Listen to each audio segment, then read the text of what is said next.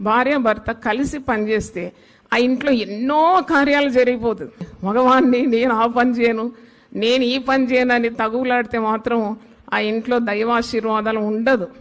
ఎందుకంటే it's family life has to be shared by 2 people, భార్య భర్త. అంటే దీంట్లో పని వంతులు కానీ మరి లకీరు గీసి ఇది నా పని ఇది నీ పని అని చెప్పడానికి కూడా వీలు కాదు. భార్యను సొంత శరీరంగా ప్రేమించాలని వాక్యంలో ఉన్నది. You love her as your own body. అయితే దేవుడిచ్చిన భాగస్వామి నీ సగటు శరీరం కాబట్టి ఆమె ఎక్కువగా పనిచేస్తున్నప్పుడు నీకు ప్రేమ ఉండాలి. ప్రేమ లేకుంటే ఇవన్నీ సాధ్యం కాదు. కుటుంబంలో నెమ్మది కానీ సమాధానం శాంతి ఉండదు. ఎందుకంటే చాలా కుటుంబాల్లో భర్తలు చాలా కఠినంగా ఉంటారు.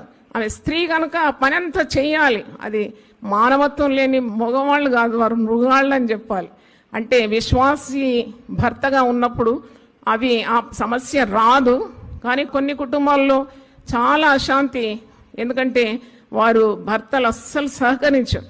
అటు వారితో మరి నేను చెప్పాల్సింది ఏంటంటే, భార్య ఉన్నంత కాలము నీకు విలువ ఉంటుంది.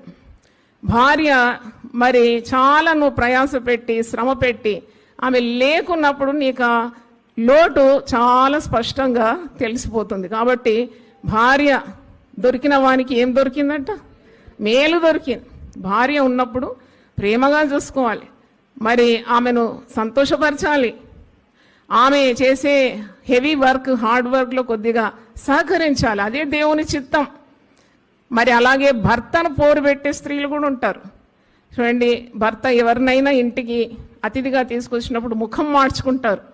ఆ ముఖం మార్పు చూసి వాళ్ళు వెళ్ళిపోతారులే వచ్చిన వాళ్ళు కూడా. ఎందుకంటే చెప్పగానే వాళ్ళు చెప్పేస్తారు, you are not welcome in my house. మరి అలాంటి స్త్రీలు కూడా ఉన్నారు. చాలా డౌన్లోడ్ షేర్ చాట్.